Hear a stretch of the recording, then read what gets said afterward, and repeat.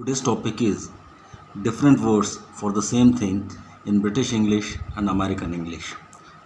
Biscuit, British biscuit, American cookie. Dicky, car की dicky. British boot, American trunk.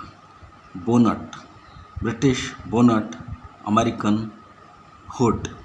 चलचित्र, British cinema, American movie. पंक्ति या कतार, British queue, American line. Lift, British lift, American elevator. भुट्टा, British maize, American corn. Petrol, British petrol, American gasoline. दुकान, British shop, American store. पत्र या डाक, British post, American mail. बटुआ, British handbag, American purse. Truck, British lorry, American truck.